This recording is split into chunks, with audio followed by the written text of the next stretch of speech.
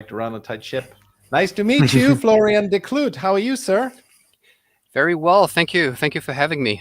No, it's Very awesome. I've busy, seen. but it's great. It's great to be here. Actually, I saw your previous episode with Charlie, and I really loved it. So I'm really Mhm. really happy to, really excited to be here.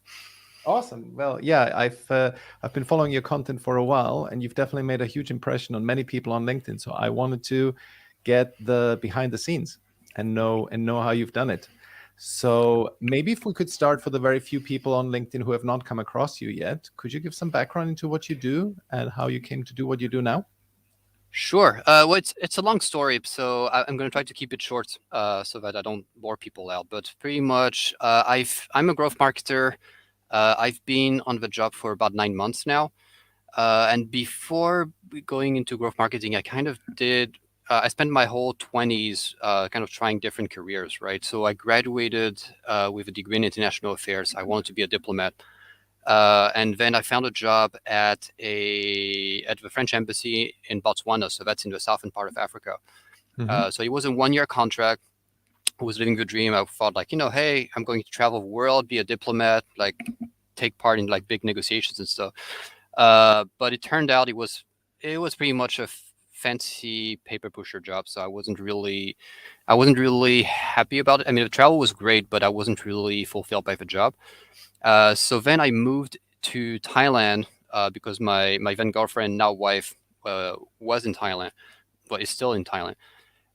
And yeah, I started doing sales. Didn't really like sales, so then I moved into teaching. I wanted to find something more fulfilling. So I moved into teaching, and then I actually liked the job. I like teaching, but the problem I found was COVID. I was working Yeah. at a private language school, and in COVID, when there's a lockdown, people aren't too excited to learn languages because they can't go anywhere anyway. So they're like, why would I learn English if I if I can't go to the US or to the UK, right? So so pretty much I got my salary cut, wasn't too happy about the job. And then I started posting on LinkedIn because I was looking for a job, and I thought, well, LinkedIn is the place people go to uh, when they're looking for a job. And I kept seeing the content, like, from like people like Justin Welsh, people like Alison Belsack. Everybody knows them around here.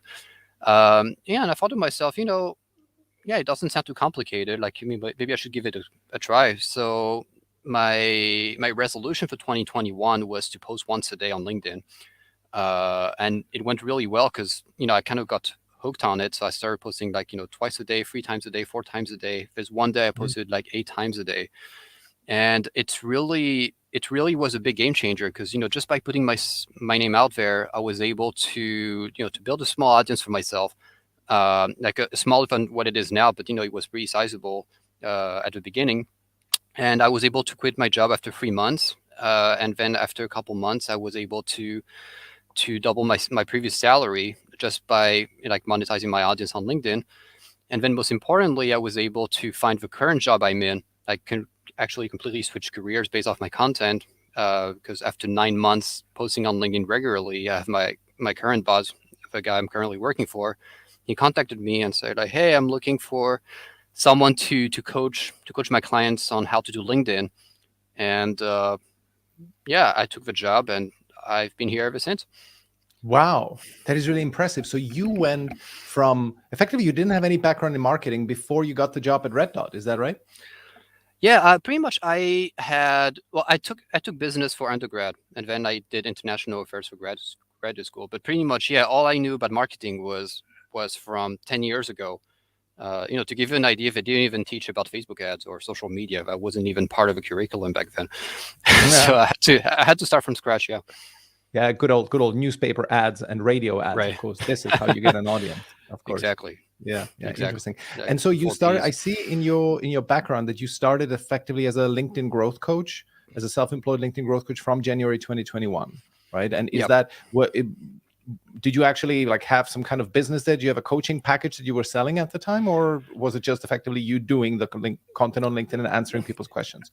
So at first I started off like I was just experimenting lots of different things because I didn't really know what I was doing, right? So I started off just answering questions the way I could, but then I kept having the same questions over and over again. As I was sharing my progress, because I was one of those guys like, hey, I just hit 1 million views. Hey, I just hit like 2,000 Yeah. followers. I would get those milestones, and then people kept asking the same questions. So I kind of like researched those questions and like ran a couple tests and stuff, and then I kind of came up with a system which has evolved over the last few months. But pretty much what I was helping people with was I was helping really early stage LinkedIn content creators, who just didn't know where to get started. Like, for them, like, getting like 100,000 views in 1 month was like a huge deal already. And so I was really helping them like getting started. And so I did that through digital products, and then through coaching. So that's Mm. that's how I pretty much managed to buy my freedom from my previous job, essentially. Ah, got it, got it. Okay. And And then, yeah, that's how it worked. and but I'm curious then. So, if when you see that this stuff is taking off, that you really are resonating with your audience, I'm just curious as to why you would take a job. This may be counterintuitive for somebody like me, who's like a solopreneur in my bones. But why would you then take a job? So it's a couple of reasons. Like, number one, uh, I'm I'm genuinely curious by nature. So the thing is, I think one thing that really defines me is that if you just try to box me in as a LinkedIn guy, after 3 or 6 months, I'm just going to go crazy I'm just going to go crazy and just quit LinkedIn, because I will be just sick and tired to talk about it and coach people about it all day. I need to have more of a portfolio of things. And so the thing is, what I did know is that I was good at I knew what I was doing on like in terms of LinkedIn growth, and like in terms of um, building an audience on LinkedIn, like creating content. But there were so many other areas of digital marketing and growth marketing that I didn't know about. And that guy Alain came up, so Alain is the guy I'm currently working with. He used to work at a big company in France called Germinal. Germinal was the biggest growth marketing agency in France. And so he worked with like big companies like L'Oreal. He worked with like EDF, which is like the big electricity company in France. So like I think half of the biggest companies in France, he worked with them, like on Facebook ads, LinkedIn ads, like acquisition campaigns and all these things. So I see this guy contacting me and say, "Hey, do you want to work with me?" I've kind of thought to myself, well, it's kind of like going to school again, like being paid to go to school, because Mm. I'm going to learn so much from him. And not only I learned so much, but then like it's a company where you get to learn. You hit a new challenge all the time. It's a very stimulating job, but you're still in a very controlled environment where you can learn, you can experiment, you can fail, and you can just expand your skill set. So I came in only knowing how to write a LinkedIn post, essentially. Now I can run a full-blown LinkedIn ads campaign, TikTok campaign, Facebook campaign, cold emailing, uh, a combination of everything. So, and that's just in 9 months on the job. So for me, it was kind of like a no-brainer, because I knew that there was just so much he knew that I didn't know. It was a no-brainer for me to take that opportunity. And Mm. on top of that, like he never gave me a reason to leave, because I've always been treated right. He's always paid. He pays me pretty well. We're getting like some ownership of a company as well. So we get to we actually encourage to work on our own stuff on the side. So That was so my question. this Yeah, interesting. So you can keep doing. I also see that you have company Pinnacle courses. Is that still active? Are you That's not doing that active too? anymore. Yeah, that was something that I used to do. That I used to do before I worked at Red Dot. Pretty Hmm. much my project was to create a life skills academy. Pretty much like kind of like be a complement to what you learn in school. There's what you learn in school, and then there's what you're supposed to learn with your parents, but you don't always learn with your parents. So I kind of wanted to bridge that gap. But I didn't have the time to do it properly once I joined Red Dot, so I just dropped it. But instead, we've been working on the Solopreneur Studio, which is kind of like growth marketing for solopreneurs. Because the problem with growth marketing is that only big companies can afford it, because it's kind of expensive. At least if you want to hire like good quality talent or something. So what we wanted to do is have a system to make it affordable to everyone. And so that's what we're trying to do with the Solopreneur Studio. Okay, interesting. Yeah, and I really love that response that you gave on the topic of why you took a job, because after all, you don't have much of a background in marketing. You did not have. when you started out your LinkedIn journey. And so you were very good at what you were doing, but and I hope that doesn't come across badly, but you were a little bit like a one-trick pony, right? You knew how to do LinkedIn well, Mm-hmm. but all the other skills that come with digital marketing, you simply were not familiar with that. You did not have you're probably very talented on the writing side because you instantly connected with your audience when you Mm-hmm. started writing. So you probably are very naturally talented in that area, but all the other things just need to be learned. So I love that fact that you simply went into sort of bit of like an apprenticeship situation where you wanted to learn from somebody who just knew the tricks of the trade. Exactly, Right. and you learn so much faster when you have a mentor to actually show you the ropes, right? I mean, you could go to Absolutely. college for 4 years and you'd learn a fraction of what you would learn of what you learn with a mentor, working with a mentor for like 3 months. It's just unbelievable. And yeah, I mean, Yeah. at the end of the day, you don't want to be, because the thing is, when you only know one thing, right? When you only know LinkedIn content creation, you're going to see LinkedIn content creation as a solution to everything. So it's kind of like, oh yeah, I'm trying to sell more cell phones. Oh, it's fine. Create content on LinkedIn, you'll be fine. Or Yeah. I'm Yeah. trying to try to launch a consulting business. Oh, okay, it's okay. You can just create content about your consulting business. But sometimes, yeah, sometimes it works, but sometimes it's not the right medium. So you need to have other tricks up your sleeve to be able to help the customer. To give you an example, like we had a customer who was a speech therapist, and she was trying to speak to other speech therapists. Well, we tried to create content on LinkedIn, and it turns out that speech therapists, they don't hang out on LinkedIn. So it was an astounding failure. But had I not known about other platforms, then I wouldn't have been able to bounce back from it. Hmm. We would have been stuck on the LinkedIn content, and it wouldn't have worked. Yeah, you know what? That reminds me a lot. We discussed this with a previous guest quite recently. I think it was with Ray Green. This whole topic of many people simply don't know where to get started when they want to grow their business a little bit more deliberately, Hmm. and they see so many influencers out there, self-proclaimed marketing gurus who have their thing that they are good at, and when you then get to them, they have this, they are the hammer, and everything that Hmm. they see is that nail. And Right. they always, as you just say, speech therapists, go to LinkedIn, post content. And it simply Hmm. doesn't work that way. So I was thinking, I wonder what you think of that. I wonder if there would be a service viable, like a business proposition where you would say, I'm just going to look at your business, and based on all my marketing experience, I'm going to give you like the avenue that I think is the best for you at this point, right? Completely independent, without an agenda, not offering any of these services, but simply saying, I'm just going to look at your profile, and we're going to assess whether you need Facebook ads, whether you need cold email, whether you need to go to trade shows, simply based on where your audience is hanging out. I wonder what do you think of that? Like a completely independent service where you just give a high level assessment of where the business is at the point, how much they can Hmm. afford to spend on client acquisition, if it's pure labor or if they can also spend money, and then Hmm. what is the optimal marketing mix? Because I feel this kind of service is not really out there, like a completely independent service that would tell you where to go. What do you think about that? I think that's a great idea. Uh, That's a great idea. I mean, you do have some rules of thumb that you can follow. Like, the key is you need to have enough platform knowledge to know like what kind of people hang out on which platform. Yeah. Um, but yeah, but the only thing is, you can make all the, in marketing, you can make all the hypotheses you want. Like, then you have to actually test the channel. So actually, something we do at Red Dot, we almost never work on one platform.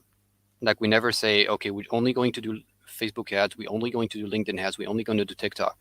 We always at least work with two different channels, because more often than not, like for example, we say, okay, we're going to do Facebook versus LinkedIn, and we always make bets internally, like which one's going to work better, and we say, oh, Facebook's going to crush LinkedIn on for this customer, and turns out that LinkedIn outperforms. So the thing is, you just never know until you actually do it. So I think it's a great idea to be able to like give some direction in terms of like, Yeah. yeah, you should definitely do this. Like this is the kind of funnel you should put in place, because based on our experience, you could do, that's what works best for the customers that have the same business model as you. But at the end of the day, it's also giving options, because you just never know until you try, essentially. Yeah, absolutely. I just feel that it could be useful as something where you just help people avoid make the worst mistakes, because many people who are like subject matter experts, they Hmm. simply do not know about marketing, and they've heard once that it's really good to be posting content on LinkedIn. And as you said, with the example of the speech therapist person serving speech therapists, they could be sort of grinding away day after day trying to get traction with their content for speech therapists, but simply if they are not active, and some Hmm. will be, so it's like you will get a little bit of success just to keep going. But Hmm. I think this kind of service would help people eliminate the most obvious mistakes. Like if Hmm. you are, for speech therapist, LinkedIn is probably not your choice of platform, right? So, Hmm. and just directionally. And then once you've identified, okay, there could be one, two, or three platforms that could work for you. And now this is how I would approach testing them. So there's maybe Facebook for you, there's cold email, and there's TikTok. Okay, fine. So Right. let's now, and how should you go about testing for these three things without a bias of, yeah, and on the back end, I want to sell you my services, right? Without that. Right. Yeah. Right. Exactly. Like Oh, kind of like a fully a full consultancy, and then yeah, if then maybe yeah, you could even have some like recommended service providers, like trustworthy service providers who can like give a good mm, quality service to yeah. help those people. Yeah, definitely.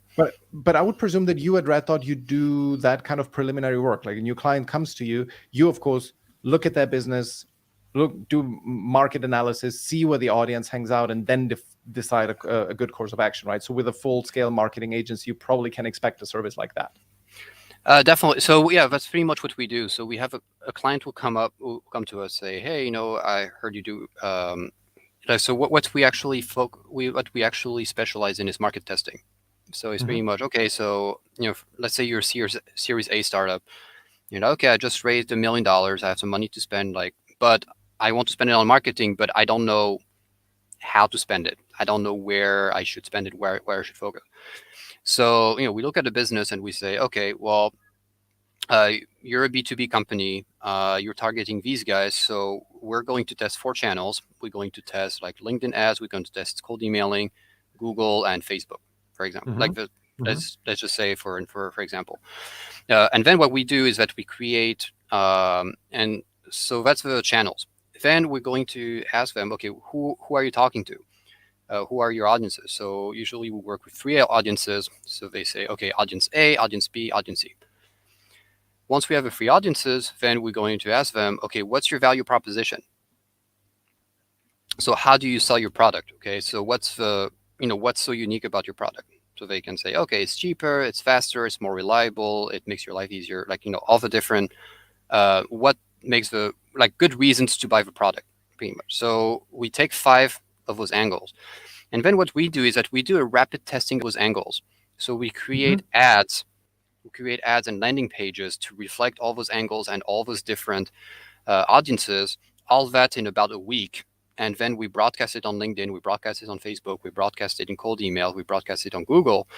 And then we just collect the data. And at the end, we say, okay, so uh, a month and a half later, we come up and we say, okay, so uh, there's a market fit. You should be targeting these guys on this platform using this kind of messages. And here's an example of an ad that works.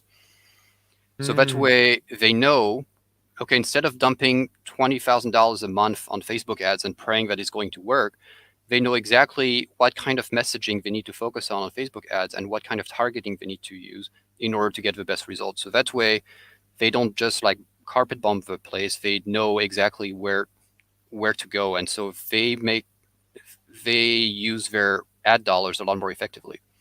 How much do you need to spend per platform to do this kind of validation? Are we talking in the low 4 digits or? So we're talking about it depends it depends on the platform, it depends on the number of angles and the number of audiences that you're spending, but usually about like $2,000 per Mm. platform will be Yeah, enough if you're spending for about a week. So it's yeah, actually relatively affordable, like considering how much people spend in ads every month. yeah, yeah, exactly. Okay, great. Good. So let's go back. And you know what? I would really be curious before we get into your LinkedIn journey, which is the main thing that I want to talk about. But I really would love to know, what does an attaché in a French embassy in Botswana actually do? I saw Oh, that in we your send bio, and I'm just we curious what you send do there. We send a lot of reports. That's what we do. No, especially technically, what we're supposed to do, we're supposed to keep the ministry, so like the capital, informed of what's happening in the country. The thing is, Botswana is a country in Africa where nothing happens, so we kind of had to like come up with ideas of things to send to show them that we were actually working. So it was, so we no, but seriously, we would sit down at a table and say like, okay, what are we going to send to Paris this week? We need to Wow. send something, and we had Yeah. no idea what to send, so we would send like, yeah, like here's the structure of the Botswana economy. We would send like stuff like that because we had nothing to talk about. Well, well, you definitely learned a lot about Botswana then Oh yeah, it at was the fun. time. I mean, Yeah. it's a great country. If you love safaris, it's the most you'll do the most beautiful safaris there. But Awesome. yeah, not the most exciting place, to be honest. Awesome. Cool. Well, that was, you just satiated my personal curiosity. I always wonder what an attaché does. Good. But let's get back to the main topic, which is your LinkedIn origin story. So now I'm very intrigued about like what would you start writing about? I think this is what many people struggle with when they don't have like business experience and they have a certain agenda. They want to build an audience in a particular space. And I've recently only started a challenge with a friend where it's all about this kind of, we call it tribe building. And so I'm Hmm. curious, what would be your take on this? Because I recently spoke to a lady who is not quite sure. She wants to kind of build a reputation for herself in terms of sales. Hmm. And so for her, the question is, what should she be writing about when she wants to build an audience in a specific environment? So just given that context, can you tell us a little bit how you got started in January 2021? What did you think were you doing and for whom were you writing? So at first, actually in 2020, when I started, I didn't have a goal at all. Like my goal was just to post once a day. And I think that was the greatest thing because instead of focusing on the outcome and like being all hung up on views and like, I need to build a tribe, I need to build, I need to get followers and all these things, I just focus on the process. And actually, one thing that I find is stopping people is that they don't have a habit of posting. Like, they want everything to be perfect. And then there's the fear of putting yourself out there, which is very natural, like, because you don't want to be judged, you don't want to be made fun of or something. So my first recommendation is like, just post about anything that's on your mind and just get into the habit of posting something, just putting yourself out there. Because that way, when you start being a lot more deliberate about your posting, like, like posting more about sales, posting with an audience in mind, then the action of posting is no longer going to be a problem. Okay, it's no longer going to be a break. Like, you're not going to have to worry about like, okay, am I scared of posting this? That's not going to be a problem anymore. So that's my first advice. And the second thing is, so you want to build a tribe around sales. Who do you want to be in your tribe? What kind of salespeople? Is it salespeople in general? Is it salespeople like junior salespeople, senior salespeople? Is it Mm-hmm. salespeople in the car industry? Is it salespeople in the airline industry? Is it salespeople in the consumer goods industry? Like, there's so many different kinds of salespeople.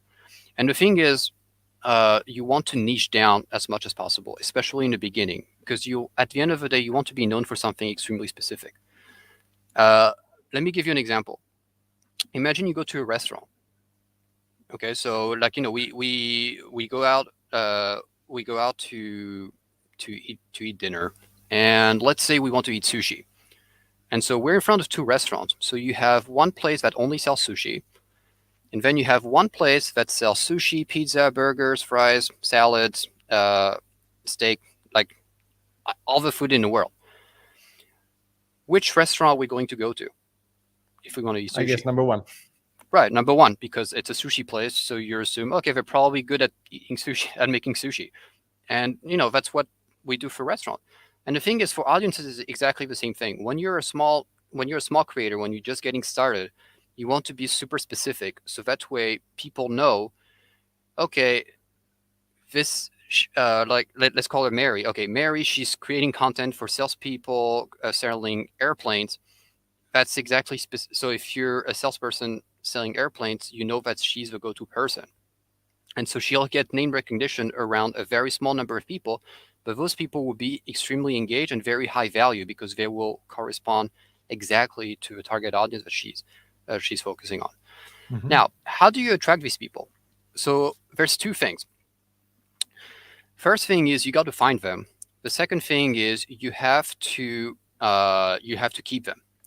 So the way you find them is you can find them in two different ways. The first way is you go on LinkedIn and you find the people, like, you just type on LinkedIn and use the filters and stuff, and you find the people who fit the profile. So let's say, for example, you're looking for salespeople selling aircraft. Well, I would look at I would go into LinkedIn search bar and say, okay, I'm looking for salespeople. And then I will filter, okay, works at companies, so Boeing, Airbus, Lockheed Martin, Dassault, every aircraft manufacturer I can think of. And then I would add these people and say, hey, I'm looking to connect with more people in the, I'm building a community for airline aircraft salespeople. I would love to connect with you, you know. So then about half the people will accept, but then, you have up to 100 connection requests every week. So that means that, you can grow your network by about like 50 every single week, which is kind of huge when you're just getting started, right? And especially it's Mm-hmm. like very high quality people. So that's number one. Like that's the first way you can find them. The second way you can find them is you have to find a creator who already has that audience. So for example, let's say you're a salesperson, you're trying to attract salespeople to your audience. What you got to do is salespeople spend a lot of time on LinkedIn and they're already engaging with creators. So for example, I know Ray Green is in the sales niche, so he probably has a lot of salespeople in his audience. So I would find out, okay, when exactly does he post? So that way I can be the first person to comment on his post. So that way I get a ton of visibility, and I'm pretty much renting his audience. Okay, I'm getting a ton of visibility on his post, and then if I'm thoughtful about my comment, like I will get some followers. Some people who follow him are going to follow me, and then if I keep doing it again and again and again, at one point he's going to notice me, and he might give me a shout out or something, because we might hop on a Zoom call and build a relationship, and then he might start also engaging on my post as kind of like a reciprocity thing, right? And then kind of like help push me up. So that's Mm-hmm. the second way you can acquire the salespeople. Now, once you have them, how do you keep them, right? Because they follow you, that's great, but then how do you keep them engaged, and how do you get them to actually engage with you and keep on following you? So the thing is, you have to create content, but not just any kind of content. Because I think one mistake that people make is they just assume that because they're building on LinkedIn, it's their personal brand, they should just talk about themselves. And that's the biggest mistake people make.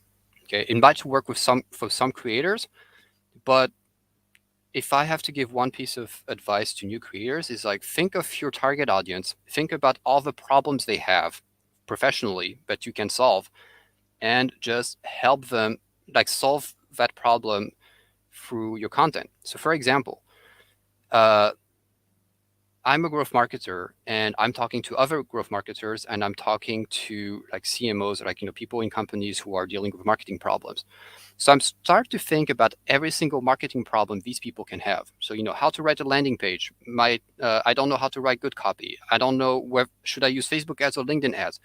Oh, this TikTok ads. Everybody's talking about TikTok ads. How should I do it? So I think of all the problems that they might have, and then I just create posts where I just teach in detail how to solve that problem in intricate detail, so that way they can literally take my post and read it as a checklist and solve that problem.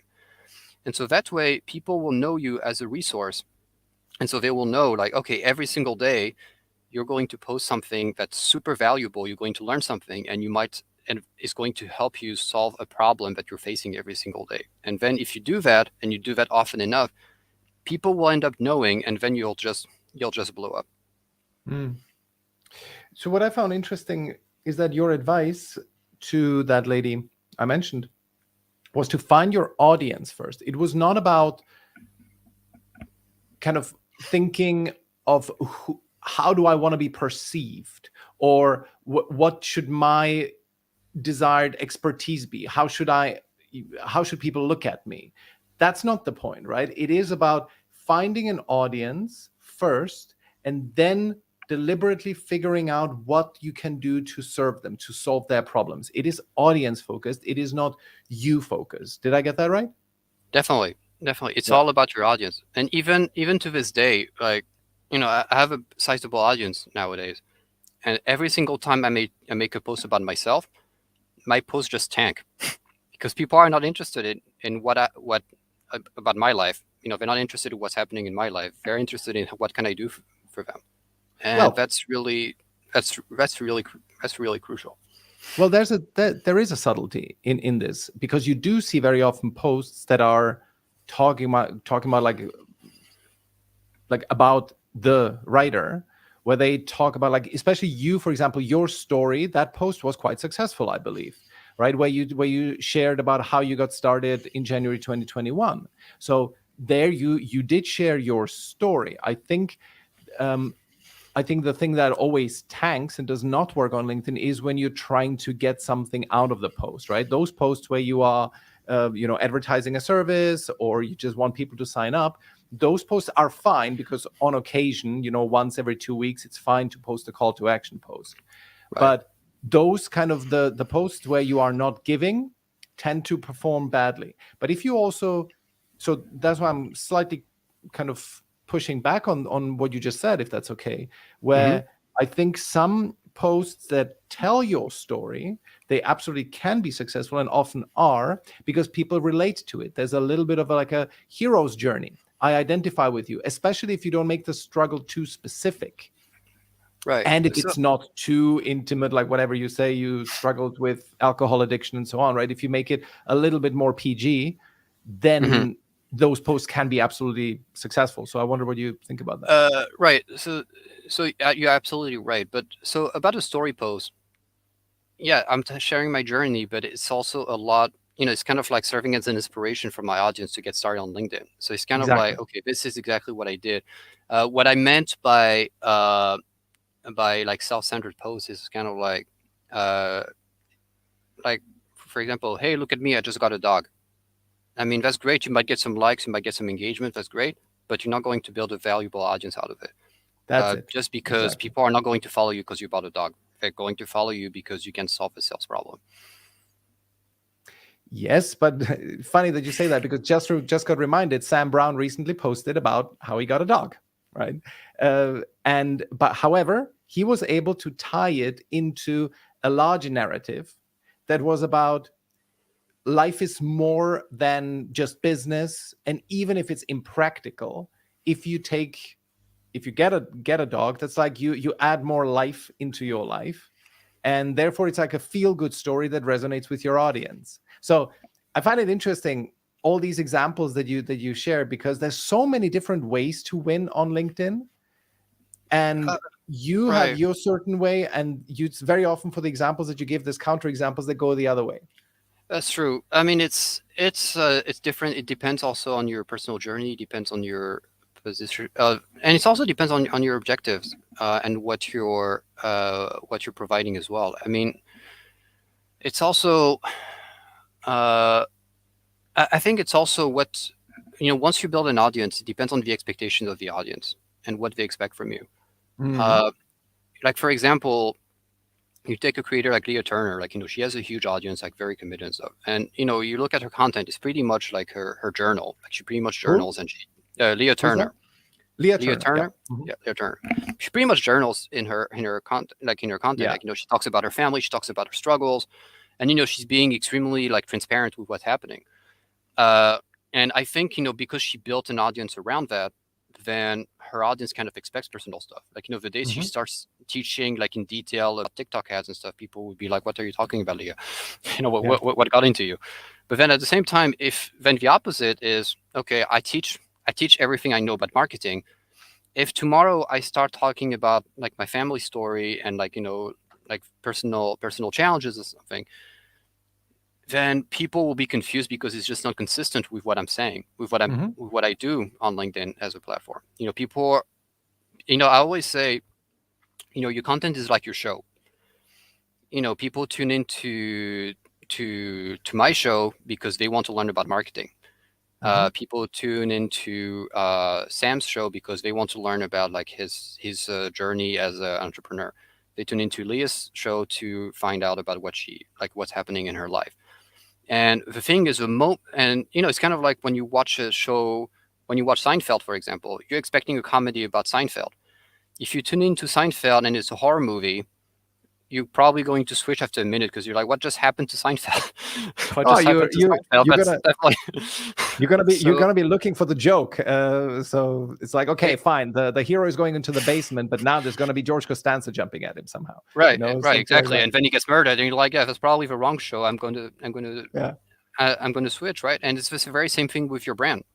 And Hmm. so, I think all the counter examples that you gave, yeah, I think that's it's very valid, but it's not consistent with my brand. And so, just Yeah. making it like a lot about me and what's happening in my life, that's just not what my audience wants, and that's just not what they're expecting from my show.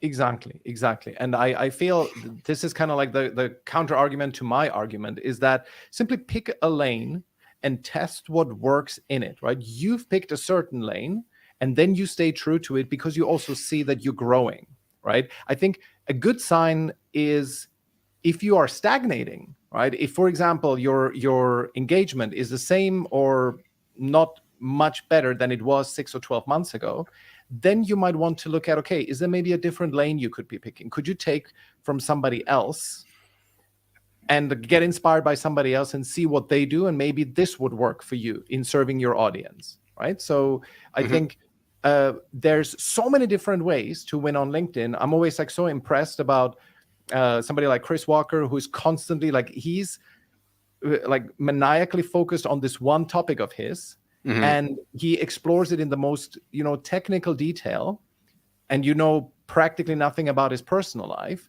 And then there's somebody on the opposite end of the spectrum like Leah Turner, where you know a lot about her personal life, but Hmm. you know very little about tactics, marketing, and so on. I'm not terribly familiar with her, so I just presume that, Hmm. but I know that she posts about personal life. So, Hmm. and for me, the takeaway, and I'm kind of thinking on my feet here, is there are so many different lanes. Just pick one and then try to achieve mastery within that. So if somebody wants to take the Florian Decludt way, just because I think actually this is a good way to start. Look at people who you find impressive, whose content you really like as you're starting out. And if your content, Florian, people appreciate that, then try to be a little bit like that. And over time, your own path will carve itself out anyway, and you will not be a clone of Florian. But just get started somewhere and then be true to the spirit of that. So I wonder, would you agree? Absolutely. Yeah, Yeah. that's you know what? That's exactly how I grew. That's exactly how I grew. Like literally, so at first, I started like getting into the rhythm, and then what I decided to do is, okay, I'm going to pick some creators I know are doing really well, and I know I'm comfortable with their posting style, because that's also something you need to keep in mind. Like the whole process has to be fun for you, because it's going to take a while to get any sort of traction and business result from the whole process. So if it's not fun, you're not going to enjoy the experience, and you're not going to be consistent, and you're going to Mm. waste your time. But yeah, that's pretty much what I did. So I would take, for example, like Justin Welsh pose. Yeah. Yeah, in case you're watching, Justin, yeah, I did that. Sorry, I would take his pose, and I would just take the structure, extract his words, put my words in there, and post it. Yeah. And then after doing that often enough, I kind of figure out like what's the thinking behind it, and then I can kind of like create my own style based off his style, and then you kind of like uh, refine it over and over again. Hmm. Because yeah, that's a shortcut. I mean, I'm always surprised. I'm always surprised how few people actually do that. Like you just take a creator who's doing well, Mm. and you just not copy word for word, but you just like take out their words, like put like keep the structure, but put your own words in there. And you know what? I didn't try it for Leah Turner's post, but you can kind of emulate what she does, like roughly, because I know she put some thought Hmm. into it, Yeah. and it would definitely work. Mm. Absolutely. And also, I think this yes, you can also look at the structure, but I think also very often you can see the topics that people post about. And for example, if you disagree, you can take a totally different approach on that same topic. As long as it's really your views and your opinions, then simply don't only use the structure, but also the topics that they write, because you see that the topics resonate with the audience. Right. So I think that would be another thing. Yes, the structure is absolutely important. But if, for example, when there was a very strong trend in the German speaking market to take a dump on anybody who's being salesy, right? And it usually came from people who are purely honeypotting on LinkedIn, right? Purely just trying to do content and never ever do any kind of sales motion. And so I think what resonated in that market for somebody who I know, I don't post in German, but I know somebody who posts in German, he simply took the opposite approach and really like very deliberately started writing about being salesy. He was like myth busting in this place. And he also got great success with it.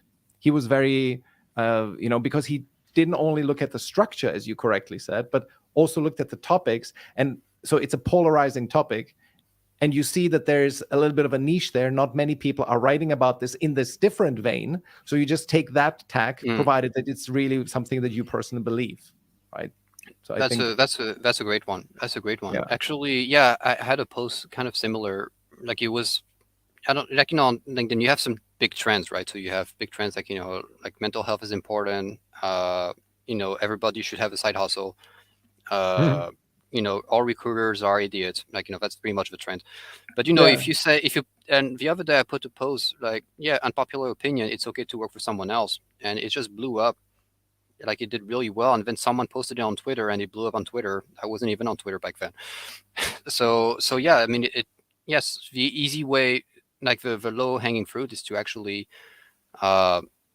just take a popular topic and then go against the grain. Yeah, exactly. I also found one of your recent posts was about reviewing content on a Sunday. Could you share a little bit about that? Because I found that really intriguing of how you actually then, this is kind of how you stack the learnings. Do you also look at posts that worked well 6 months ago and just repost them again? Would you also do that? Yeah. So what I do is I want to get an idea, because sometimes like during the week we're just so busy, like doing stuff like between work and then posting, engaging and stuff. Like you don't really have a perspective of like, okay, let's take a step back and like let's look at like what went well, what didn't go well. And so what I do is on Sundays I look at my stats. So I use an app called Shield app. Yeah, I'm not an affiliate, just a happy customer. Same here. To look at my stats, and so I just look at like, okay, what post did well, what post didn't do well, and so that's kind of how I know, like, okay, so for example, recently I found out that my audience really wanted to learn about landing pages, so that's how I started like posting a lot more content on landing pages, just through those reviews, because I find out, okay, I posted about TikTok ads, it didn't do too well. Why didn't they do well? Well, maybe it's the topic, maybe it's the structure of a post, maybe it's the takeaway that wasn't clear enough. So maybe if I do X, if I tweak it and I do X, Y, and Z, it will work. At the same time, I look at the posts that do extremely well and like, okay, why did they do well? Is it because the topic was catchy? Is it because of the structure itself? Is it because the takeaway was great? Is it because a very popular person commented early? That can also happen. So you kind of look at like why things go well, why things don't go well. And so at one point you kind of, like you said, like you stack your learnings, and then you have a pretty good idea of like, okay, this post is going to do well and this post is not going to do well. And so you just become a lot more efficient in your content creation. Now, in terms of like reposting, yes, I do look at the content from 6 months ago. Like I do, like if a post that do really well, I kind of like bookmark them, and then I schedule them again to repost in 6 months down the line. The reason I do that is because my audience is growing, and so lots of people who are going to know me in 3 to 4 months, they don't know me right now, and so they won't be able to see my current content. So I want them to be able to benefit from my current content, and so that's why I repost, and it makes my life a lot easier as a creator as well. Yeah, of course. It's sometimes easier to just take a post that worked well if you're a little bit short on time. Yeah. Exactly. Yeah. Okay. One question that just came up when we were talking about that lady who asked about audience building, and you gave this really interesting advice to focus on the audience first rather than what she wants. shouldn't she want to kind of formulate her goal? What does she actually want to get out of this? Does she want to build a business in it? Does she want to get a new job? And sort of have a little bit of your own agenda in it. Should that not get into it? Because, for example, I think this is the first question we need to ask. Well, what do you want to achieve? Before we decide on a specific subsegment of the salespeople niche, maybe we should kind of also know, well, what do we want to achieve with it? What are you, once you have an audience of 1, 2, 3,000 of salespeople in the relevant niche, what then? What do you want to achieve? What's your take on that? I'll definitely have a goal. Because Yeah. I mean, at the end of it, it's back to the salesy conversation. I mean, I don't think anyone hangs out on LinkedIn just for the crack of it.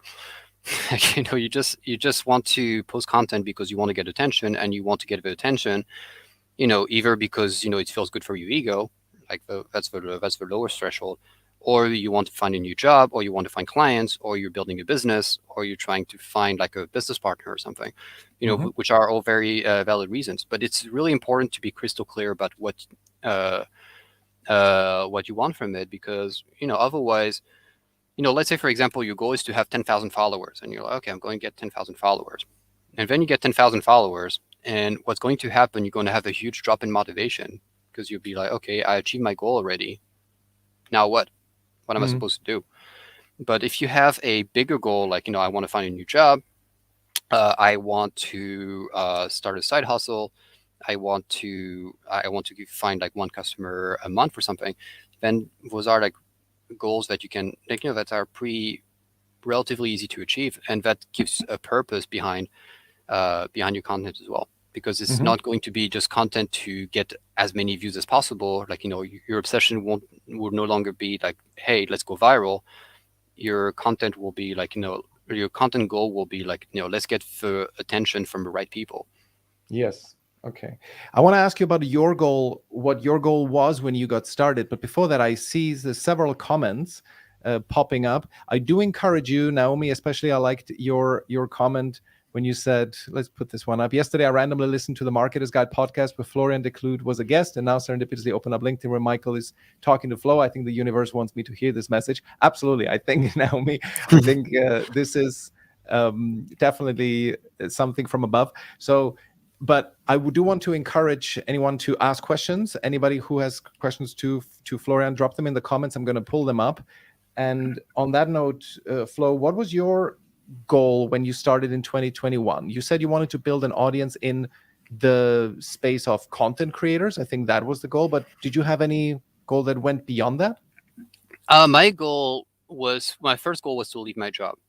I would just wanted to leave my job because the job market was terrible, and I kept looking at like job postings, and it was just like those huge stacks of text with like all the like all the tiny details of what you're supposed to do, and I'm like, that just sounds dreadful just reading about it. So I wanted to have an audience, like just to get out of my previous job. So that was my number one goal. Okay. And then the other goal was, what I started thinking about is, okay, if you have an audience on LinkedIn, you don't have to look for work anymore. Like, all you have to do is like, the day you're sick and tired of your job, you just post like, hey, I'm looking for a job. And then people will, if you have a big enough audience, then people will start contacting you, and you end up having the leverage in the conversation, because people are talking to you rather than you running after like recruiters or hiring managers and all these guys. So yeah, sorry, go ahead. No, go ahead. Did you have in mind exactly what kind of job you wanted when you started? At first it was learning and development, because I was a teacher, so I was looking for something in L&D. The thing is, in Thailand, if you want to do L&D, you have to speak Thai, and while I do speak Thai, I'm not fluent enough to train people into like using Thai language. So at first I was building an audience towards that, and then I pivoted to talking. I was talking to students for a while, because I was kind of building like my life skills academy, so I wanted to market it to students. And then at the same time, I was also like talking about content creation. So that's kind of how I made a living, supported myself in that time. And then once I joined Red Dot, then I pivoted again to target marketers and like CMOs, product managers, like people who would potentially be working with us. Uh, and so that's what I've been targeting. But also my goal has evolved. Like at first it was to build an audience to look for work. Now the goal is to build an audience to find customers, essentially. Mm-hmm. Mm-hmm. And I find it interesting that you simply you pivoted quite a bit from different audiences. So you started in looking for L&D, you looked at students to build your life skills academy, then you pivoted to essentially content creation, and then to marketers. You kept, however, and I please confirm if that's true, you kept the structure of how you did your posts. You kept that pretty much the same. It's just the topics changed, but the kind of the style of your writing has not. Of course, it has definitely improved, probably you will say, but Oh yeah, definitely. you kept the same style. Is that right? Yeah, because it's the same approach as the show. Like you still want to be predictable. You still want to have like you don't want to start from scratch, right? It's it's kind of like when you watch a movie, and let's say you're a big Tom Hanks fan, and you're just going to watch every single movie with Tom Hanks in it. Doesn't matter if it's a horror movie, a drama, a comedy. You're just going to watch it because there's Tom Hanks in it. And it's kind of like the same approach. Like at first I was making a show about L&D, then I was making a show about students, then I was making a show about content creation, then I was making a show about marketing. But the only constant throughout all these phases is just I was the main guy. And so my thinking was, well, yeah, you have some people who are following me because because of my content and stuff, but I made the hypothesis, okay, I also have some people who are following me because of who I am. I know I don't create a ton of content about myself, but I was assuming, okay, maybe they just like my stuff, it's just like the way I express myself, and so they're just going to follow just because they just enjoy reading my stuff. And that's pretty much what happened. So that's how I was able to pivot. But also another reason I was able to pivot was because I was very proactive in like kind of building the right kind of audience by adding people a lot to curate my audience in the right direction, so that I would have like the right kind of people looking at my posts every single day. Did you disconnect the old audiences when you were doing this? Did you actively go and disconnect people who were not in your market anymore? Let's say after the pivot from L&D, did you disconnect them? No. I mean, it's too time consuming, and I actually Yeah. like those people. I actually like those people. I guess for them is the opportunity to learn more about marketing, and but it's kind of funny to when you connect with people who've been following you since the very beginning, and like they kind of see all the phases you've been through.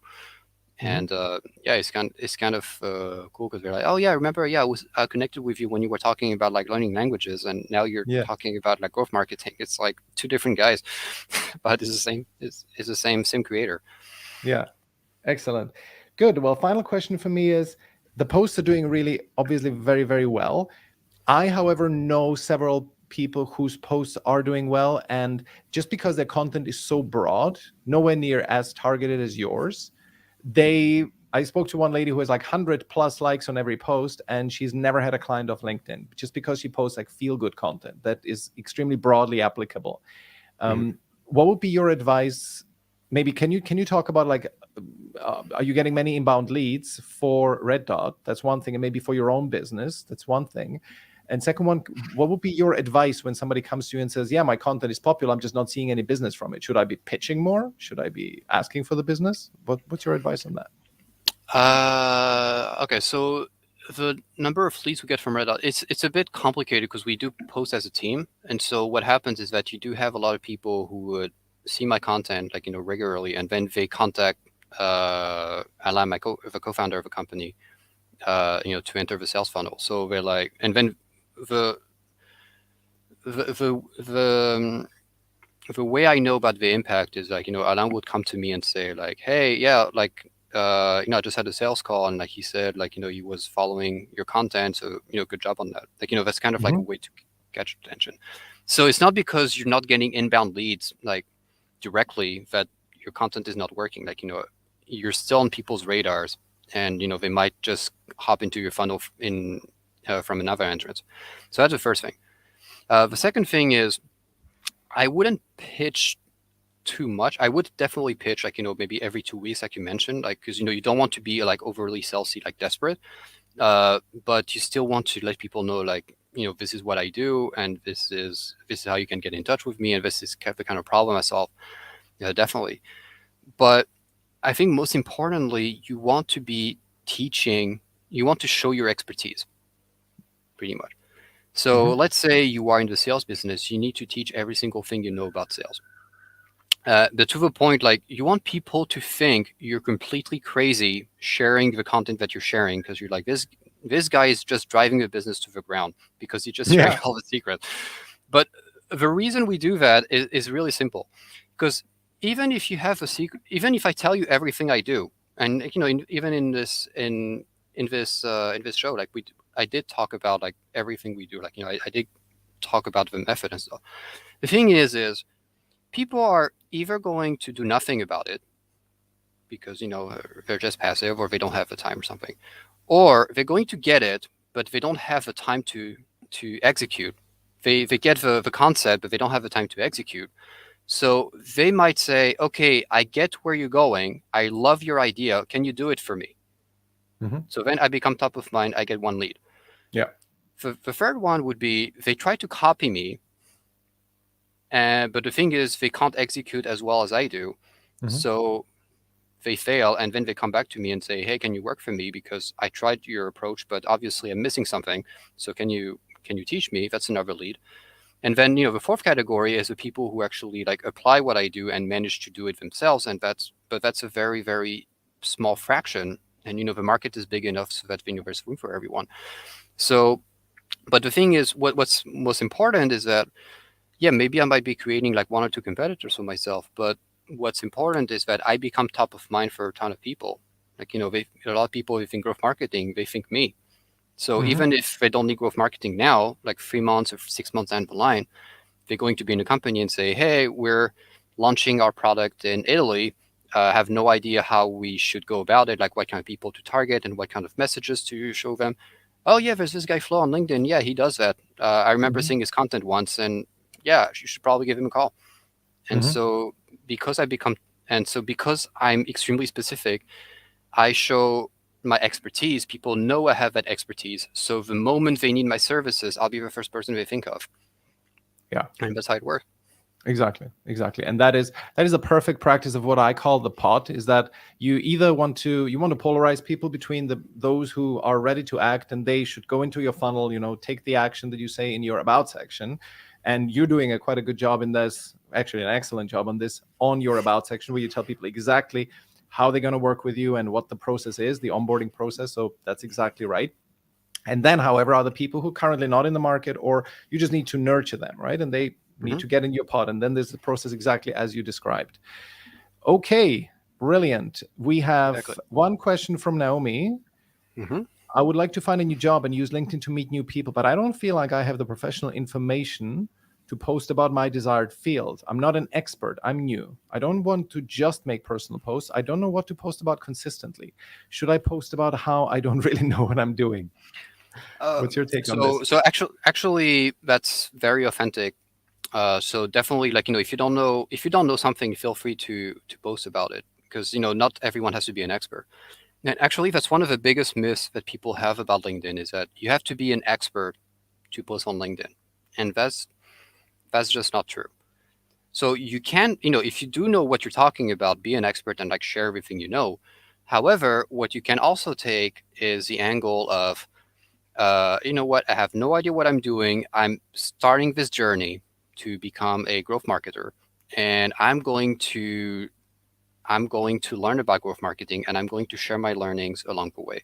And that's actually it, it's actually a very relatable journey that people will actually follow it, because it's kind of like, okay, it's an average person like me who's embarking on this journey, and I want to root for her because I really want her to succeed in it.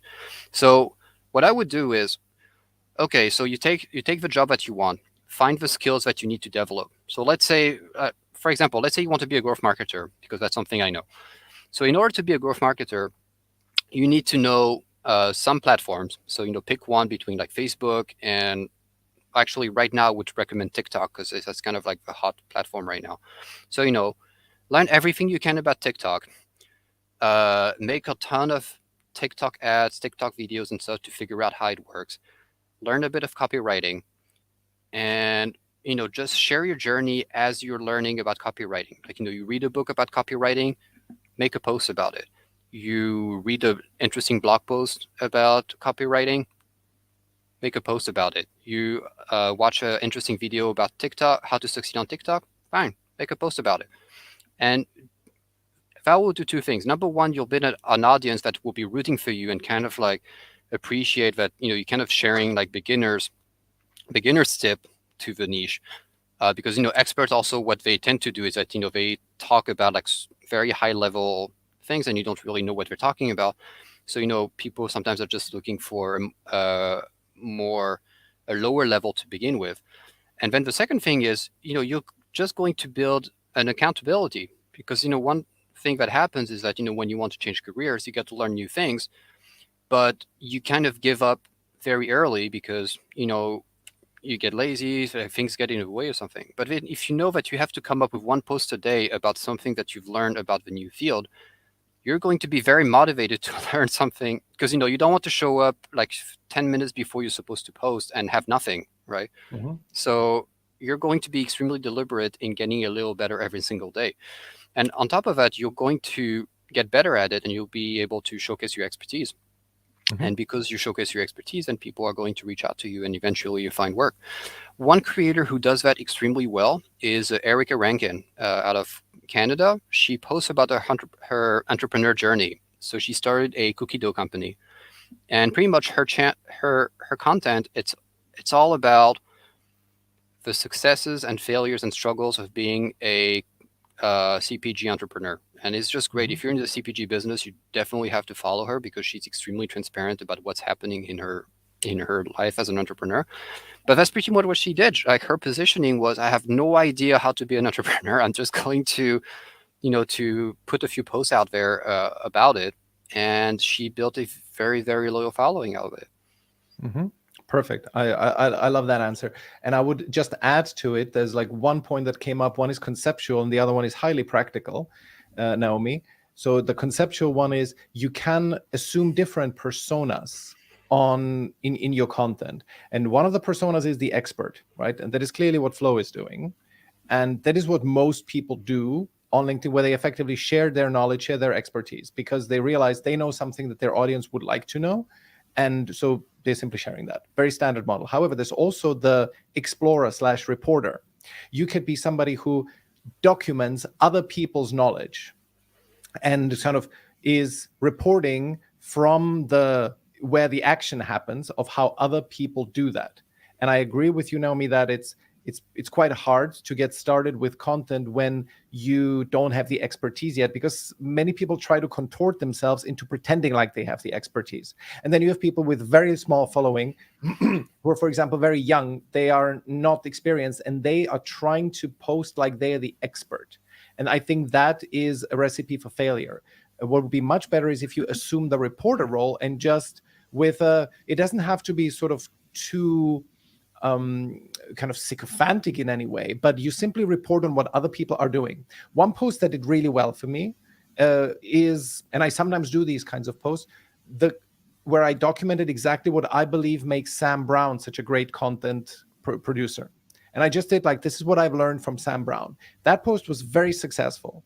It was just about kind of sharing what I have observed, what he's told me partially, but also what I observed that works about his content. So that's like one point for you, Naomi. Just try to assume the role of the reporter. And second is a very practical one. Look at people in your domain who are already doing, for example, what you want to be doing, and invite them on LinkedIn Lives. Right? For me, this was a great opportunity, Flo, to talk to you, because you are doing extremely well with content. I think there's a lot that I can learn from you. And I think also my audience would benefit a lot from hearing from you. I'm introducing you to my audience and all of that. So that is like a triple win for everyone. And I think simply including this, adopt a reporter mindset. And second, just talk to people and invite them on LinkedIn Lives and make it about them. so that they can share their story and you learn from it as well. So that would be my response. That's a great thing when you have a podcast or LinkedIn Live, is just like you end up having like a microphone, and like people love talking into microphones, and so Yeah. yeah, you have pretty much a stage for people, and all you have to do is find people to get on that stage with you, and it's crazy how people are willing to do it. I mean, I'm always happy to be in LinkedIn Live and podcast, because I love sharing about my journey. I love helping other people, Mhm. and so it's a win-win for everyone. Awesome. Great. Well, on that note, Flo, thank you so much. Is there any call to action that you want to give? How can people, other than following you on LinkedIn, how should they get in touch? Just DM me on LinkedIn. That's the main place where I hang out. I used to I tried TikTok and Twitter, but just don't have time. Don't have the bandwidth to do it well right now, so I just stopped. Awesome. And yeah, just get started. Like don't overthink it. Just get started. You can always get better tomorrow. Perfect. Thank you so much, Flo. Really appreciate it. Cheers. Thanks everyone. Thanks. Bye bye.